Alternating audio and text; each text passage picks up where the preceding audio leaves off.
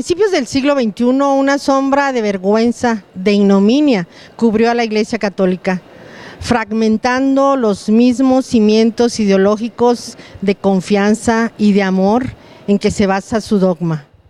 Fue a principios del año 2000 en que los señalamientos se fueron acumulando en países como Chile, Austria, Irlanda, Estados Unidos, Canadá.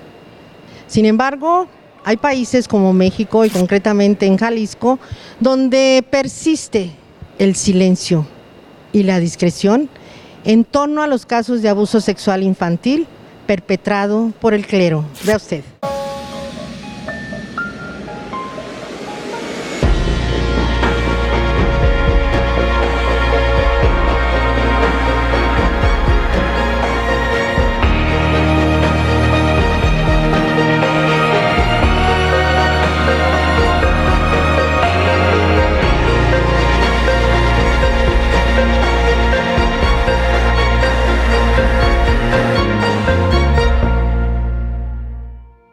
Pues es una verdad que ya no quería ser silenciada, una verdad que pues tiene que ser hablada.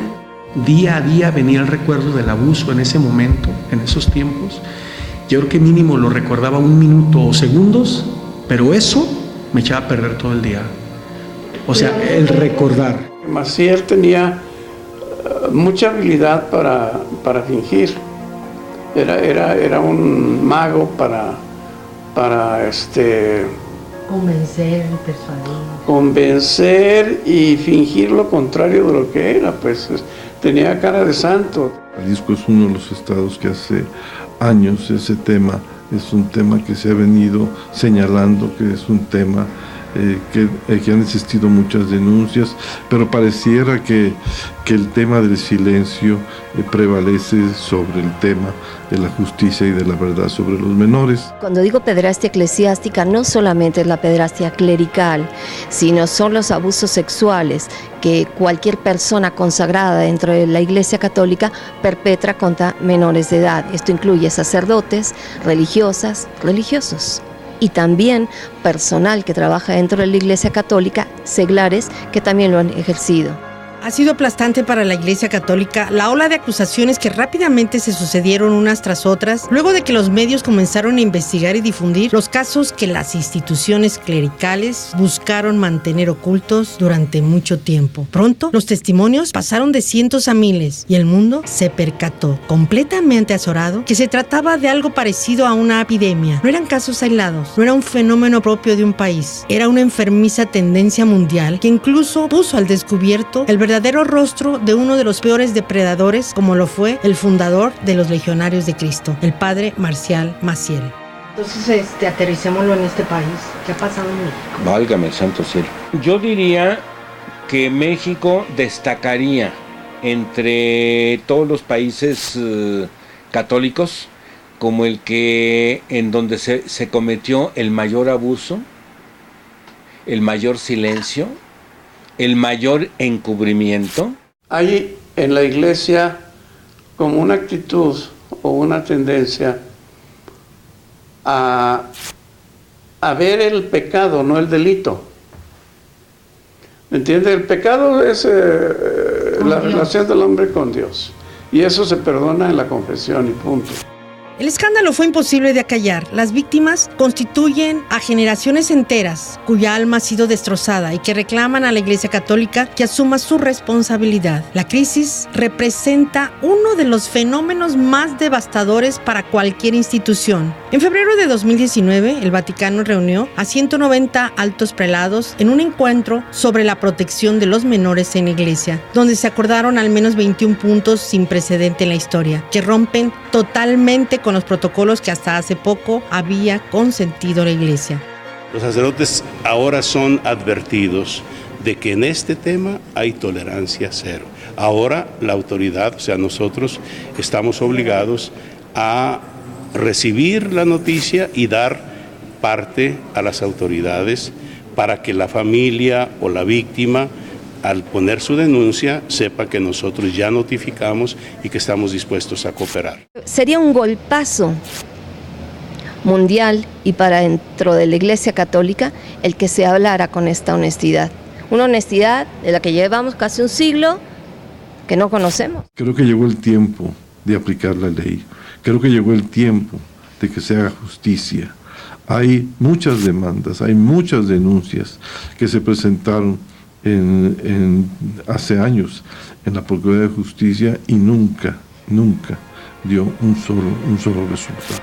Los delitos sexuales de la jerarquía eclesiástica corresponden a una de las monstruosidades más indignantes que es capaz de cometer persona alguna. Y es que la traición implícita en cualquier clase de abuso contra un menor de edad que ha depositado su fe, su confianza y su espíritu en manos de quien se convierte en su propio verdugo deja marcas permanentes que muchos simplemente no consiguen sanar. ¿Y en qué te repercutió en tu vida? Bastante enfermedades. Muchas enfermedades he tenido, miedos que apenas estoy tratando de resolver, pues ahorita aquí en el grupo de Nueva Huella. He estado, según yo, estuve con psicólogos anteriormente, enfermedades, a mí me dio Guillain-Barré, me dio brucelosis, no puedo comer carnes, bueno, he tenido muchas enfermedades. En un momento algo que me generó mucha tristeza, pues, ¿no? Fue que también alguna vez fue este tío y un primo también, fueron ambas personas, ¿no? Los dos. Yo creo que aproximadamente entre los 6 y 7 años de edad. Se encerraba en su cuarto, cerraba las ventanas, todo oscuro. Entonces entraba uno a un túnel, ¿no? Con un pequeño rayito de luz ahí para que se veía un poquito la cama y al padre ahí acostado. Sin embargo, a pesar del escándalo y aunque incuestionable la gravedad de esos crímenes, en Jalisco pareciera que eso no sucede. Es como si nuestro estado estuviese exento de tales ignominias. La negativa a hablar del tema proviene desde el propio señor arzobispo de la diócesis jalisciense, cuyos cercanos se encargan de poner límites a una conversación que se resisten a poner sobre la mesa en un estado donde las denuncias dan cuenta de una realidad que ni siquiera alcanzamos a vislumbrar. Antes no sabían ni qué hacer. Y lo fácil era encubrir porque se privilegiaba la imagen de la iglesia. A estas alturas de lo que se ha sabido que ha ocurrido en problemas de pederastia, es un tema que se debe hablar. El silencio, los engaños, las amenazas soterradas, el descrédito son denominadores comunes de los abusos del clero hacia sus miembros más frágiles, inocentes y vulnerables. Tal vez cambie el idioma y los atropellos ocurren en inglés, en francés, en alemán o en español, pero en cualquier caso el quiebre espiritual de las víctimas exige castigos con el peso absoluto de la justicia. Acceder a ella ha resultado ser frustrante, doloroso y en muchas ocasiones casi imposible, pero ello no ha logrado acallar las denuncias que a la fecha continúan surgiendo sin parar, evidenciando los vicios que se han convertido en un aberrante cáncer moral y social.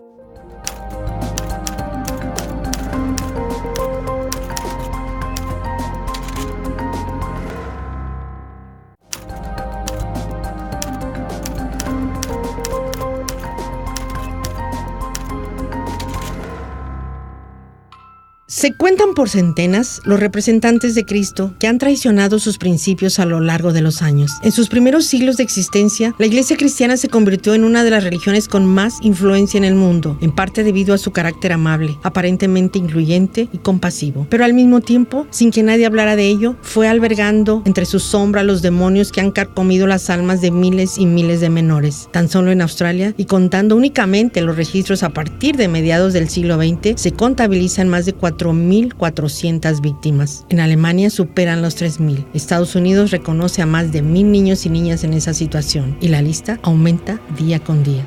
Jesús dijo, si alguno de ustedes abusara, escandalizar es la palabra que se usa en la traducción, a uno de estos pequeños, más le valiera amarrarse una piedra de molino al cuello y tirarse al fondo del mar. Y estoy totalmente de acuerdo. Entre los casos más infames y perturbadores está el de Marcial Maciel, que victimizó a más de 200 menores, además de cometer una extensa gama de crímenes y delitos. Pero fuera de esa historia, que ha sido ampliamente documentada, en México no existe un censo o registro confiable para saber cuántos menores han sido abusados por miembros de la Iglesia, y tampoco dónde están circulando los miembros de la curia que han sido acusados. Una permisividad hacia quienes visten sotana que incluso ha conducido a señalar a las víctimas como enemigos de la Iglesia. Tú imagínate víctimas de Marcial que se entrevistan con Norberto Rivera, y Norberto Rivera, arzobispo primado de México, les dice: mentirosos, cómplices, ustedes buscan la destrucción de la Iglesia. Uno dice, pero qué barbaridad. Pareciera que es un tema tabú para la Iglesia, y creo que la Iglesia está entrando en un proceso de evolución en donde evoluciona o se muere. Los culpables tenían que ser cambiados de diócesis. Y además... De ahí viene la palabra, nomás lo cambian de parte. Claro, y además viene la palabra que le dio gripa al sacerdote: ay, no sé, está indispuesto, ¿sí? Y aparte no es un caso aislado, es que uno se va dando cuenta que hay un patrón dentro de todo esto. Además, los testigos, la víctima y el perpetrador deben guardar absoluto silencio, porque si no serán excomulgados. De acuerdo a la información de la propia Conferencia del Episcopado Mexicano, 157 sacerdotes han sido suspendidos por los atentados contra menores en los últimos 10 años. Y en lo que va del periodo actual del cardenal José Francisco Robles Ortega, aquí en Jalisco, 3 sacerdotes han cometido estos ataques en su diócesis. Pero la Iglesia no denuncia, solamente presenta el caso ante la Fiscalía para que le dé seguimiento. Así que se desconoce si esos curas están tras las rejas, si ya fueron juzgados o si continúan libres, acaso en busca de otras víctimas. Yo le dije de tres casos que hasta ahorita sí. ¿Desde qué tiempo? No, yo desde que yo estoy aquí, ¿verdad? Y desde que entró en vigencia esta ley de que nosotros tenemos que dar parte a la autoridad, no denunciar. A nosotros no nos toca denunciar. Si a nosotros nos hacen saber familiares o víctimas de que hubo una falta así y la consideramos de alta probabilidad, tenemos el deber de comunicar a la autoridad. Son secretos a voces en Jalisco, lo que pasa con el tema de los sacerdotes que abusan. Lo que la prensa ha podido publicar, y algunos obispos lo han confirmado, es que están huidos, están escondidos, o sea, son prófugos de la justicia, por así decirlo. Sí. Sí, más todavía, o sea, más respeto, más todo, señor cura. Anteriormente pues no se podía hacer nada, era como que cállate y no hables. Pero entonces ahora es habla, sánate, busca ayuda, y pues el Papa Francisco está diciendo que hay una persona encargada para que caigan todas esas personas, que a mí me agredió y a mi familia, a mis hermanos, pues ya falleció. Hubiera querido haber trabajado esto para que no lo hubiera seguido haciendo con los demás, pero no fui valiente, ocupaba crecer. Fueron 21 puntos los que se acordaron en el encuentro de Roma para la protección de los menores. Uno de ellos es que se debe informar de cada abuso a las autoridades civiles y eclesiásticas superiores de acuerdo con las normas civiles y canónicas. Política que ahora sí cambia totalmente con esa funesta tradición de guardar silencio y discreción ante estos casos. La entrada tenía que ser bajo estricto sigilo, secreto absoluto. Todo lo que sucediera se le tenía que dar anuncio a lo que ahora conocemos como la Congregación de la Doctrina de la Fe, y que entonces se llamaba el Santo Oficio, la Congregación del Santo Oficio, y que se tenía que hacer todo para que no se diera aviso a las autoridades civiles. Pues lo cambiaron, en 1979 lo cambiaron de ahí de parroquia. Yo no me había dado la tarea pues de saber eso, como que se olvida el nombre, o que como es algo traumático, como que no quería recordarlo mucho. el cardenal Norberto, el anterior obispo, fue señalado por encubrir una cantidad inmensa de pedófilos y sin embargo ahí está. Lo sigue protegiendo la misma sociedad. ¿En qué sentido? En los guardias de seguridad que tiene, lo sigue pagando el Estado. Antes de que se hablara de la necesidad de protocolos, de que el clero admita su responsabilidad y de que se ofrezcan acuerdos para corregir una situación que ha llegado a un punto insostenible, la Iglesia Católica protegía sus vergüenzas gracias a la secrecía clerical, que incluso debía asumirse mediante juramento, lo que a todas luces propiciaba el encubrimiento de los depredadores. Si a esto le sumamos el respeto sin reservas y los escarceos entre Iglesia y Estado que prevalecen en México, el sigilo era total y los crímenes eran más fácilmente tolerados. Cuando Juan Pablo II emitió una carta, digamos, a todos los obispos, prohibiéndoles que hicieran demandas jurídicas contra sacerdotes que habían tenido esta Era como protegerlos. Sí, era protegerlos, era encubrirlos. Otra instrucción que se llama secreto pontificio, en el cual se dice que ciertos asuntos de gravedad, en los cuales está incluida la pederastia eclesiástica, deben quedar absolutamente blindados y se le pide los que juramentan esto, porque este secreto se juramenta con la mano sobre los evangelios, la mayoría de la curia romana, con excepción del Papa, quedan obligados a chitón, no se dice nada. Primera noticia que yo tengo, y en la práctica a mí nunca me ha hecho hacer a alguien un juramento en este sentido. Sí, hay temas, por decir algo, por ejemplo, si el Papa a mí, como autoridad, me comunica que va a nombrar un nuevo obispo, mientras el Papa no lo publique, a mí me obliga a guardar ese secreto pontificio. En México ocurrió una de las mayores brutalidades contra menores, ¿no? Sistemáticamente y a lo largo de los años. En México se cometió quizá una de las mayores simulaciones y encubrimientos que son motivo de delito. O sea, el encubrimiento en este tipo de cosas. Y hay un refrán popular que lo dice mejor que yo. Tanto peca el que roba la bata como el que le agarra la pata.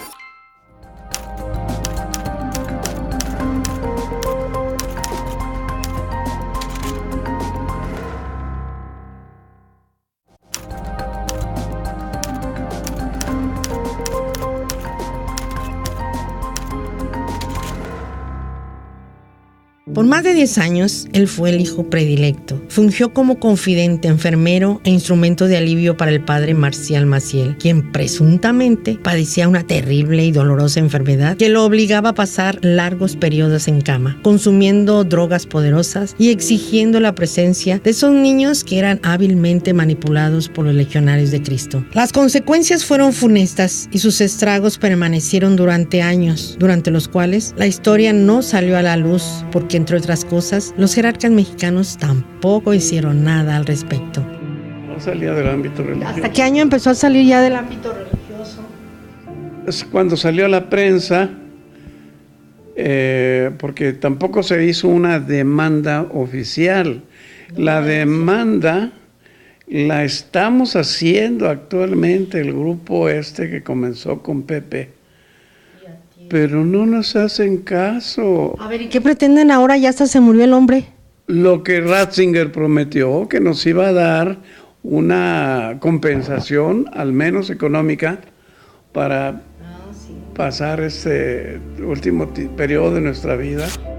Sin embargo, se cuentan por miles quienes han logrado romper los muros del silencio y se han atrevido a denunciar, a ponerle nombre y apellido a sus abusadores. Ellos merecen una reparación del daño, como ya ocurre en Estados Unidos, donde se ha comenzado a indemnizar a las víctimas. Alrededor de cuando tenía 7, 8 años, yo fui abusada por un sacerdote. También mis hermanos. No sé cuántas más personas. ¿De quién de ustedes los hermanos hablan? Fíjate que tengo una hermana que ha sufrido muchas crisis y ella aún está en depresión. es una lucha muy grande. Mi hermano alcohólico adicto, muy fuerte, vivió esa etapa de su vida. Yo realmente me he fortalecido mucho y he sabido que Dios es aparte de un sacerdote. Siento que me han arrancado de mi medio familiar, de mi orientación, posible vocación al matrimonio, de mi vocación al matrimonio, porque eso yo sí lo he sentido siempre.